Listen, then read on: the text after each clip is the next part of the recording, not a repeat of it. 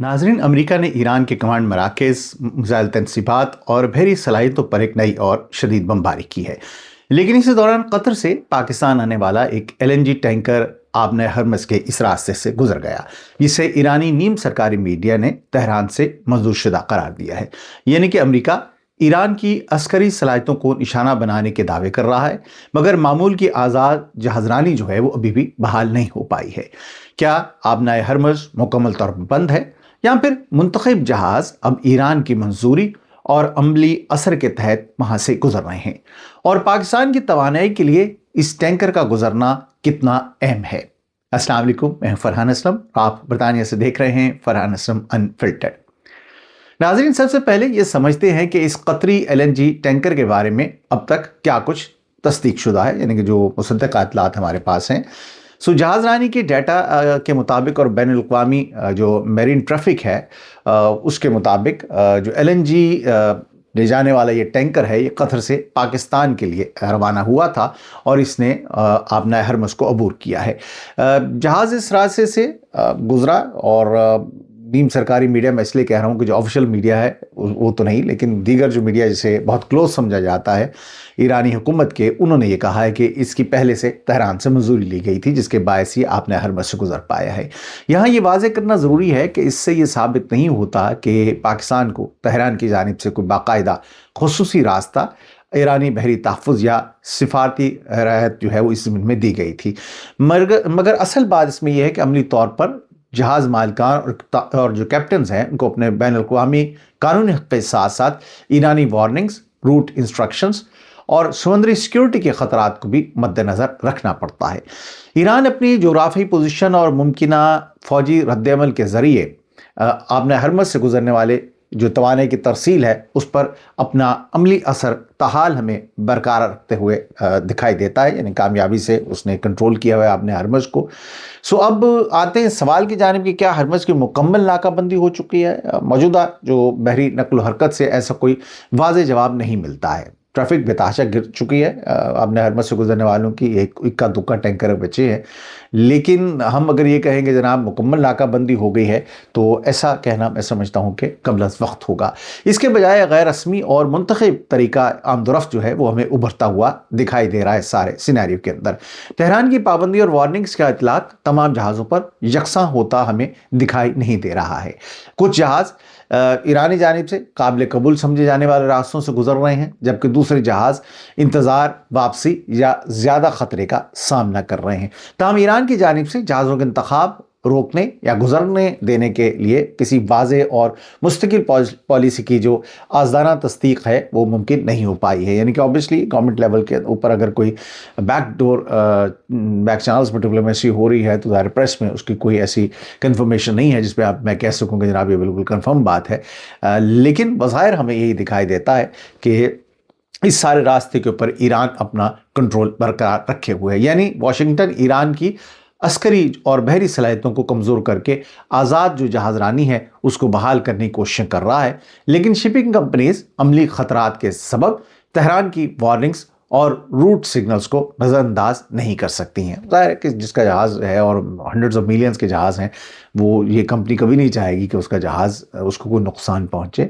और ज़ाहिर है यही वजह है कि आपको ट्रैफिक बदस्तूर इस सारे रूट के ऊपर बहुत कम दिखाई देती है। अब समझिए कि इस बहरान को सिफारती तौर पर कैसे हल करने की कोशिश की जा रही है। अल जज़ीरा और जो बैनुल अक़वामी ज़राए हैं उनके मुताबिक ओमान और ईरान के दरमियान जो नायब वज़राए ख़ारजा हैं उनकी सतह पर जो हरमस की ट्रैफिक है उसको मुनज़्ज़म करने की बातचीत जारी है, और सल्तनत ओमान ने एक इब्तदाई तजवीज़ दी थी कि दोनों ममालिक मुश्तरका तौर पर इस आबने हरमस का इंतज़ाम संभाल लें। लेकिन ईरानी जो नायब वज़ीर ख़ारजा काज़िम गरीबाबादी के मुताबिक तेहरान ने इसके जवाब में अपना एक अलग काउंटर प्रपोजल जो है वो दे दिया है उन्हें,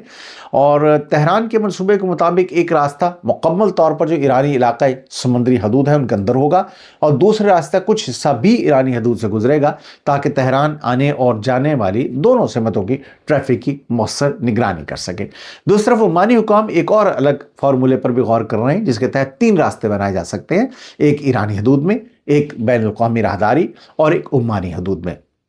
इसके अलावा जो लंदन में कायम بازار فاؤنڈیشن ہے اس سے وابستہ ماہرین نے ایک ممکنہ میری ٹائم سروس فی کا تصور بھی پیش کیا ہے۔ اس تصور کے تحت جو جہازوں سے گزرنے کا ٹول نہیں بلکہ نگرانی، سیکیورٹی اور سمندری خدمات کے نام پر فیس لی جا سکتی ہے۔ یہ ابھی تک کوئی سرکاری ایسے اناؤنسمنٹ یا معاہدہ نہیں ہے بلکہ مستقبل کے انتظام کے لیے ایک ایسی پالیسی تجویز ہے، مگر ایرانی کاؤنٹر پروپوزل سے یہ تاثر ملتا ہے کہ تہران مستقبل کے ہر نظام میں اپنی مانیٹرنگ کا کردار جو ہے اس کو رسمی طور پر تسلیم کروانا چاہتا ہے۔ جو ظاہر تجویز پیش کی گئی ہے، آپ اس کو ٹول ٹیکس کہہ دیجئے، آپ اس کو سیکیورٹی کا ضمن میں ملنے والی فیس کہہ دیجئے، لیکن عملی طور پر اب ہمیں بظاہر دنیا اس موقف پر اکٹھی دکھائی دیتی ہے، کم از کم شپنگ جو انڈسٹری ہے وہ اکٹھی دکھائی دیتی ہے کہ یہاں سے گزرنے کے لیے اگر ایران کو تھوڑا بہت جو ہے وہ پیسے دے بھی دیے جائیں تو اس میں نقصان نہیں ہے، کیونکہ ظاہر ہے جب سینکڑوں جہاز رکے ہوئے ہیں، آپ نے حرمت سے نہیں گزر پا رہے، اس میں کتنا زیادہ نقصان ہو رہا ہے، نہ صرف ان جہاز مالکان کا بلکہ ان ممالک کا بھی جن کی وہ شپمنٹس جانی ہے۔ اور اس کے لیے میں سمجھتا ہوں کہ شاید وہ تہران کو، جو اب تک میرے تاثر یہی ہے کہ وہ تہران کو کسی نہ کسی طرح سے تھوڑی بہت رقم ادا کرنے کو بالکل ایسا نہیں سمجھتا کہ یہ ممکن نہیں ہے۔ اب بنیادی سوال یہ ہے کہ امریکہ کی اتنی شدید بمباری کے باوجود معمول کی جہازرانی جو ہے وہ بحال کیوں نہیں ہو پائی ہے اب تک۔ تازہ اپڈیٹس کے مطابق BBC فارسی کو دیے گئے ایک انٹرویو میں جو امریکی سینٹ کام کے ترجمان ہیں کیپٹن ٹم ہاکنس، انہوں نے دعویٰ کیا ہے کہ امریکہ ایران کی میزائل اور ڈرون صلاحیتوں کو کمزور کرنے کے لیے اپنے ابتدائی جو عسکری اہداف ہیں ان کو حاصل کر چکا ہے۔ امریکی حملوں کے جو حقیقی نقصان کا ایک مصدقہ اشارہ زنجان میں بھی سامنے آیا ہے، جہاں پاسداران انقلاب نے اپنے 3 اہلکاروں کی ہلاکت کی اطلاع دی ہے، تاہم ایرانی بیان میں ان کے مقام یا اس وقت کی جو فوجی سرگرمیاں ہیں اس کی کوئی تفصیل نہیں بتائی گئی۔ اس کے برعکس جو پاسداران انقلاب ہیں انہوں نے الرزاق ایئر بیس پر میزائل حملہ کیا، جس میں ان کا دعویٰ یہ ہے کہ 3 امریکی F-35 طیارے تباہ ہو گئے ہیں جبکہ مزید 3 کو شدید نقصان پہنچا ہے۔ تاہم اس مرحلے پر یہ صرف ایک ایرانی عسکری دعویٰ ہے اور امریکہ، اردن یا کسی آزاد ذرائع سے اس کی تاحال تصدیق نہیں ہو پائی ہے۔ بہرحال اردن یا کسی دوسرے علاقے میں ایرانی حملے سے یہ بات ضرور واضح ہو جاتی ہے کہ ایران مکمل طور پر جو ہے ایک طرح سے اس کی جو اسٹرائک کیپیبلٹی ہے اس کو امریکہ ختم نہیں کر پایا ہے، اور وہ ابھی بھی حملہ کرنے کی صلاحیت ایران کے پاس بدستور موجود ہے۔ فوجی لاگت کے لحاظ سے امریکی رکن کانگریس کیون ملن کے مطابق امریکہ اب تک تقریباً $37 ارب یعنی کہ $37 بلین جو ہے اس جنگ پہ خرچ کر چکا ہے، اور یہ کوئی حتمی پینٹاگون آڈٹ نہیں ہے، لیکن یہ امریکی سیاسی حلقوں میں جنگ کی بڑھتی ہوئی جو لاگت ہے اس پر جو ان کی تشویش ہے وہ اس کو ظاہر کرتا ہے۔ نیز ریان بول سیکیورٹی انالسٹ ہیں بہت نامور، ان کے مطابق جو تھرڈ جیسے اعلیٰ درجے کے امریکی فضائی دفاعی جو انٹرسیپٹر ہیں ان کے ذخائر پر اس وقت شدید دباؤ ہے، یعنی کہ امریکہ اتنے زیادہ یہ استعمال کر چکا ہے کہ اب ذخائر بہت کم حد تک پہنچتے چلے جا رہے ہیں۔ سو علاقائی سطح پر بھی ایران کے لیے جو اب ایک سیاسی دباؤ ہے وہ بھی بڑھ رہا ہے، اور قطر اور سعودی عرب نے اردن اور کویت پر حملوں کی سخت مذمت بھی کی ہے۔ دوسری طرف امریکہ کے اندر بھی جو جنگ ہے اس کی سیاسی قیمت بھی آبویسلی بڑھتی چلی جا رہی ہے۔ جب مالی قیمت کی ہم نے بات کی ہے، CNN SSRS کے جو سروے ہیں ان کے مطابق ایران پالیسی اور پیٹرول قیمتوں سے متعلق جو ٹرمپ کی کارکردگی کی جو ایک عوام کے اندر پذیرائی ہے یا منظوری ہے وہ ان کا یہ 30% سے بھی اب نیچے چلی گئی ہے۔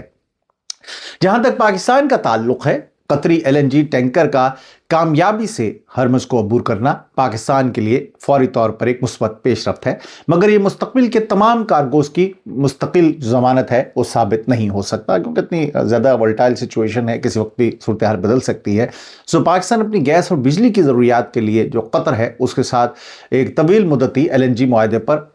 نمایاں انحصار کرتا ہے وہاں تک پہنچنے کے لیے۔ اگر ہرمز طویل عرصے تک غیر یقینی کی صورتحال وہاں پہ برقرار رہی تو طے شدہ کارگوز تاخیر کا شکار ہو سکتے ہیں، جبکہ عالمی اسپاٹ مارکیٹ میں متبادل LNG خریدنا کہیں زیادہ مہنگا پڑ سکتا ہے۔ ظاہر موجود جب یہ معلوم ہے کہ آپ پریشانی میں ہیں اور آپ کو ضرورت ہے تو پھر تو سب دام بڑھ ہی جاتے ہیں۔ سو ایسی صورت میں پاکستان میں جو بجلی کی پیداوار ہے، صنعتی گیس، درآمدی بل اور روپے پر دباؤ ایک ساتھ بڑھ سکتا ہے، اور پاکستان کی جو اکنامک سچویشن ہے وہ کسی ڈھکی چھپی نہیں ہے۔